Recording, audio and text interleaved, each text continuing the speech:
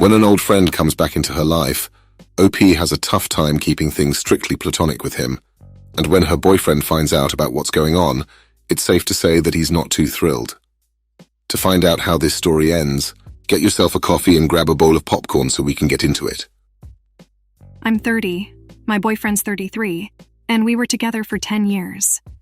A couple of months ago, someone from my childhood added me on Snapchat, and for the purpose of this story, we'll call him Richard.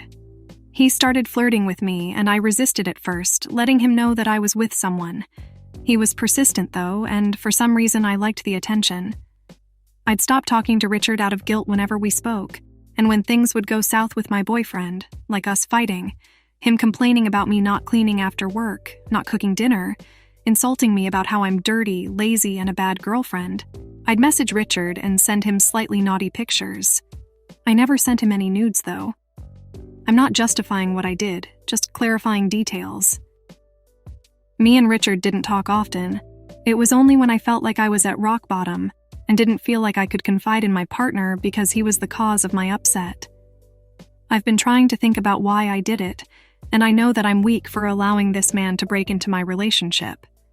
Who is he? Nobody, and my boyfriend was everything to me. Still, after all the issues we had, I wanted some positive attention, but it never felt good after the fact. The affair was never physical, just words and some slightly naughty photos. I stopped talking to Richard for almost a month, but when I went to Italy for a holiday, I got a bit drunk, and I caved. I ended up sending Richard a photo of the tan line on my chest. I sent this to him while my boyfriend was sleeping next to me, or so I thought. Suddenly he grabbed my phone and I felt his whole life shatter before him. Now he won't forgive me or give me another chance. I understand why. It's because I betrayed him, and I lied to him. The last couple months were okay between us. He was helping me with my confidence, and I guess my ego got a little too big.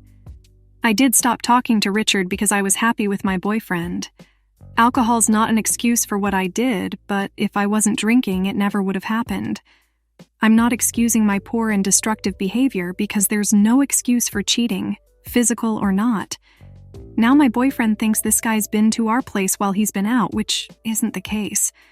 Understandably, though, he doesn't believe me, and there's no excuse in the world that would ever be okay in this situation. I don't want to let my boyfriend go, but he wants to leave, and it's the hardest pill to swallow. Now, I don't have anyone. He was the only constant thing in my life and stuck with me through everything. And I ruined it. The pain I'm feeling is unreal. It's like I'm on an endless lift ride. I can't imagine how he's feeling, but I know that I've got a lot of internal issues to work out. It's rotten that I'd do this to my boyfriend, and this outcome was due to my internal issues that I unfortunately took out on my boyfriend. I'm truly hurting right now because of what I did to him. I'd like to work things out, to give it another go, but my boyfriend's not inclined in the slightest. If anyone out there is thinking about cheating in any capacity, even if you think you'll never get caught, don't. It's not worth it. This story is the textbook reason as to why I always say social media is a relationship killer. At any moment, people from your past can pop back into your life, and as long as they can keep you talking, they can start steering you away from your relationship. This story is so cliché, even down to the whole texting of the friend when OP's relationship hit a rough patch. While people may be able to somewhat keep old flames and friends at a distance, when things get tough in their relationship, they're the first people they lean on, which often leads to trouble. OP mentioned that none of this would have happened if she didn't get drunk on holiday, but unless I'm mistaken, she had already sent naughty pictures to her childhood friend in the past. The only difference is, she didn't get caught that time. Anyway, let's quickly hop into the comments. Irregular Bastard says, "This is exactly why men are wary of their girlfriend or wife having close male friends." Dormio says, "You're now feeling sorry for yourself because you were caught. Stop playing the victim. You started talking and sending naughty pictures to that man. You knew the outcome. Even if your relationship was going south, you should have tried to fix it. You know, like adults do. Whether it's by counseling or breaking up, that's up to you. Instead, you chose to get attention from another man. I'm not saying your man's a saint because stories here are always one-sided to a certain degree. But from what you described, he's justified in never trusting you again and leaving. Cheating isn't worth it, said the cheater who got caught. Pathetic.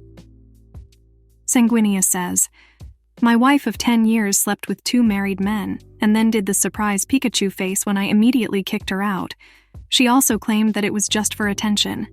To be fair to you, at least you've taken accountability for it, but do better in future.